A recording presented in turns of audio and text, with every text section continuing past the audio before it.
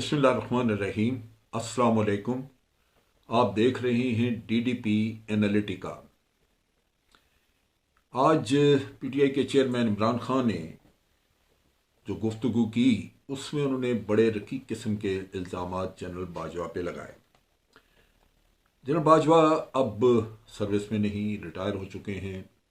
जब वो सर्विस में थे तो इल्ज़ामात वगैरह के जवाब दे दिया करते थे या उनके बिहाफ पे आईएसपीआर कोई ना कोई जवाब देता था। लेकिन अब चूंकि वो रिटायर हो चुके हैं तो कोई ना कोई उनको तरीकाकार डिवाइस करना होगा कि वो जवाब दें। क्योंकि मेरा अपना तजर्बा है कि जब जनरल हमारे इनसे पहले जो चीफ थे अशफाक परवेज़ कियानी, जब वो रिटायर हुए तो उनके ऊपर बड़े इल्ज़ामात उनके भाइयों के बारे में और उनकी अपने बारे में कि उन्होंने कोई जजीरा लिया है। वो लिया या नहीं लिया, लेकिन परसेप्शन बड़ी मजबूत बन गई कि उन्होंने ये काम किया है, जजीरा लिया है कहीं ऑस्ट्रेलिया वगैरह। उसकी वजह बुनियादी यही रही कि उनकी तरफ से किसी ने कोई जवाब नहीं दिया। मैं समझता हूँ कि ये बावजूद इसके कि रिटायरमेंट के बाद आपको 2 साल तक कोई पॉलिटिकल स्टेटमेंट देने की इजाज़त नहीं होती, लेकिन क्लैरिफिकेशन के तौर पे प्रेस रिलीज वगैरह इशू की जा सकती है जिससे कि पोजीशन क्लियर हो। जो इल्ज़ाम उन्होंने लगाए, पहली बात उन्होंने कही कि जनरल बाजवा ने जो कुछ पाकिस्तान के साथ किया है वो तो दुश्मन भी नहीं करता।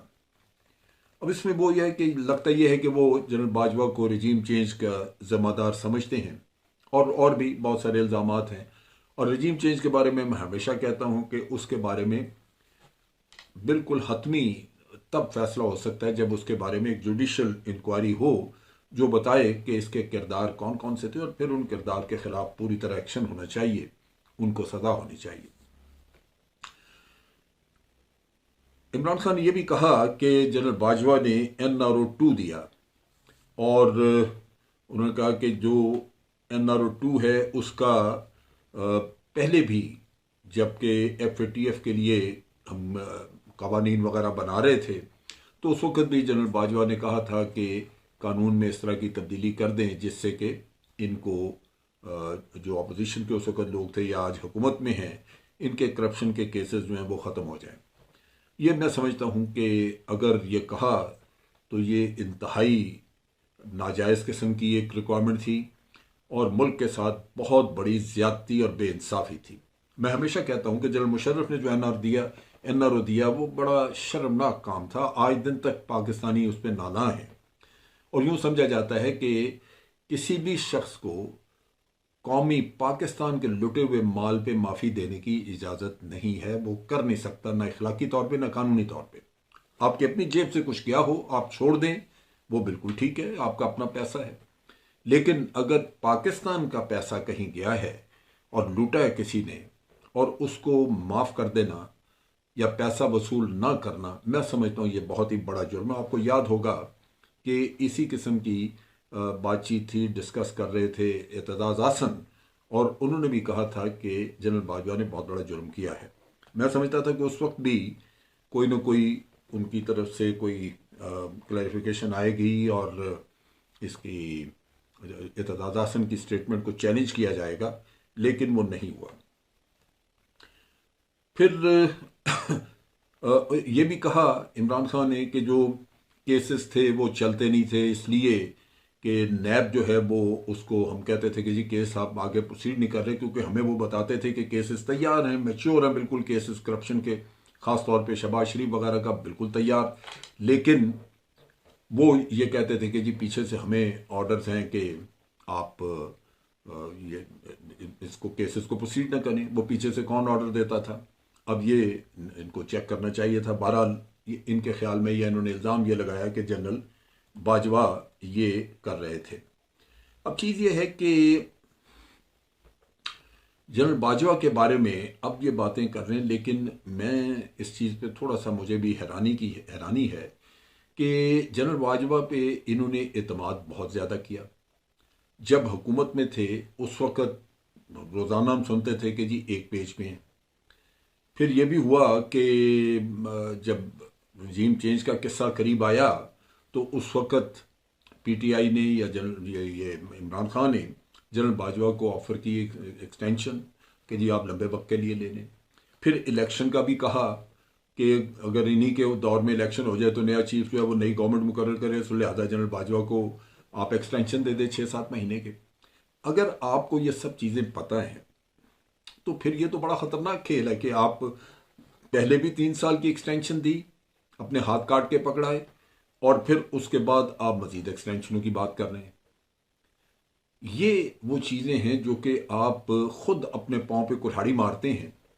अगर ये जनरल बाजवा सारा कुछ पीछे कर रहे थे तो फिर आप उनके जेर साया इलेक्शन करवाएंगे तो क्या इलेक्शन फेल होंगे? फिर आप इल्ज़ाम भी लगा रहे हैं कि जनरल बाजवा ने ही अपॉइंट करवाया था चीफ इलेक्शन कमिश्नर को, जिसके ऊपर आप एतबार नहीं कर रहे। और वो बिल्कुल वो आपको टारगेट किया हुआ चीफ, लगता यूं है कि चीफ इलेक्शन कमिश्नर के पास सवाए पीटीआई के चेयरमैन को या पीटीआई को रगेदने के या उनको टारगेट करने के अलावा उसके पास और कोई काम ही नहीं है। उसकी मसरूफियत सारी है ये 24 आवर्स की, वो इसी पे लगे हुए, और तो कोई काम ही नहीं है। तो फिर आप खुद भी ऐसी गलतियां करते हैं जिससे कि ये बाद में जो दुख और रोना है, ये रोना इसी वजह से है कि आप इस तरह के काम कर लेते हैं, फिर आपके लिए प्रॉब्लम बनती है। अब इसके बारे में अगर हम बात करें कि जनरल बाजवा ने ये करप्शन जो है वो उसके केसेस जो हैं वो ख़त्म करवाए इनके, या वो NRO 2 जैसे कह रहे हैं, उसमें इन सारी बातों में एक चीज़ पे तो मुझे सच्चाई लगती है, वो ये कि इमरान खान ये कहते हैं कि जब हम FATF के कवानीन बना रहे थे तो उस वक़्त भी जनरल बाजवा ने कवानीन में तब्दीली की बात की थी कि इस तरह के कानून बना लें कि इनको NRO मिल जाए या ये करप्शन के केसेस इनके ख़त्म हो जाएं। यही इल्ज़ाम मिफ्ता इस्माइल ने लगाया। मिफ्ता इस्माइल ने कहा जी ये कानून जितने भी ये नैब ऑर्डिनेंस में जो अमेंडमेंट्स वगैरह हमने की हैं, ये हम नहीं लेके आए थे, हमारी तरफ से नहीं है, ये हमें आर्मी ने पकड़ाई। ये चीज़ जो है ये लाजमन एड्रेस करनी चाहिए, क्योंकि मैं इस चीज़ पे बड़ा हैरान हूँ कि हम आर्मी के अंदर करप्शन के मामले में बहुत सख्ती करते हैं। हम इंटेलिजेंस रिपोर्ट्स लेते रहते हैं, हमारे पास बहुत डेटा होता है, इंटेलिजेंस हमें इंफॉर्मेशन देती है। और पहले तो आर्मी में डायरेक्ट आपके पास पैसा होता नहीं, लेकिन अगर थोड़ा बहुत कहीं कोई आप हैंडलिंग करते हैं कोटेशंस की या किसी और चीज़ की, तो उसकी भी रिपोर्ट्स आती हैं आपके पास और आप उनके खिलाफ एक्शन लेते हैं, आप सजाएं देते हैं लोगों को। सो जहां एक सिस्टम आपका इतना सेंसिटिव है इन मामलात में, वहां अगर सीनियर ऑफिसर्स पॉलिटिशियंस की या और लोगों की जिन्होंने मुल्क को दोनों हाथों से लूटा हो, उनकी अगर करप्शन को माफ करना शुरू कर दें तो मुल्क के लोग तो फिर कभी भी उन पर एतमाद नहीं करेंगे। ये तो यूं हो गया कि आप चोर के साथ ही हो गए।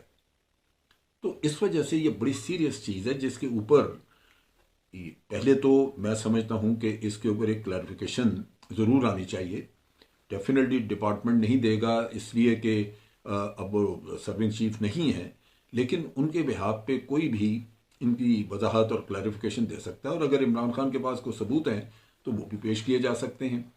अब इसमें जो देखने की बात है वो ये है कि ये इस तरह की जो चीज़ें अब इमरान खान ने जो कहा है उसमें जितनी भी सदाकत है, उसमें ख़ास तौर पे जो ये एक करप्शन के केसेस और फिर उसके बाद जो इल्ज़ाम है कि आज़म सवाती के साथ जो हो रहा है या बाकी लोगों के साथ जो कुछ हो रहा है, उसमें शहबाज गिल का जिक्र आता है, उसमें इमरान रियाज का जिक्र आता है, जमील फारूकी की बात है।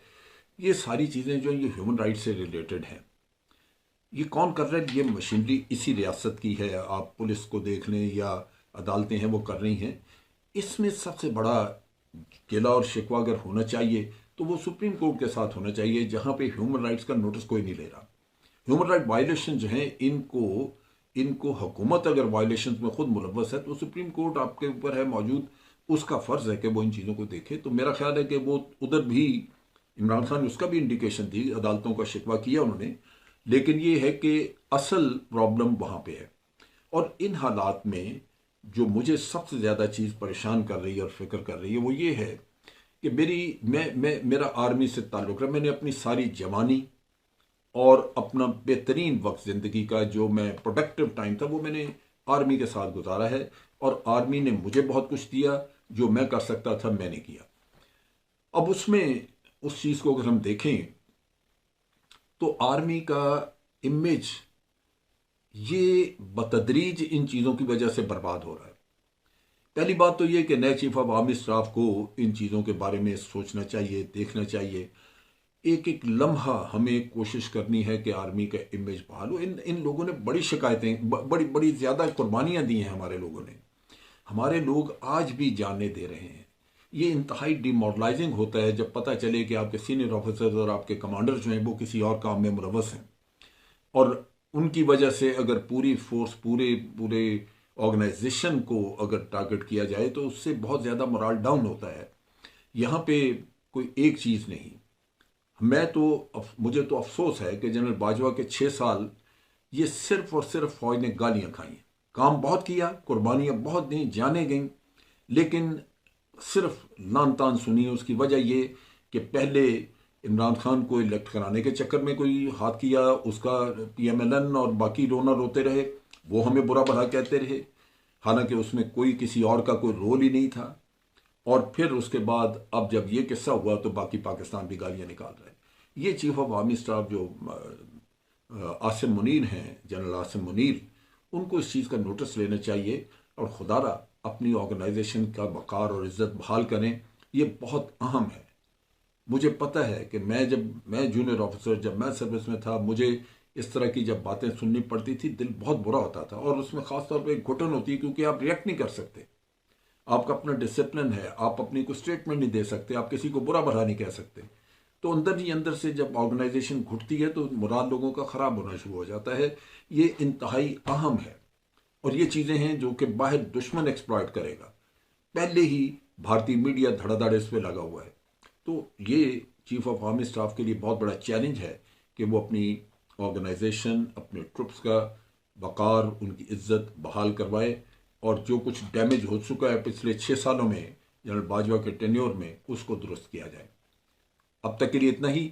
अफवाज पाकिस्तान जिंदाबाद, पाकिस्तान पाइंदाबाद।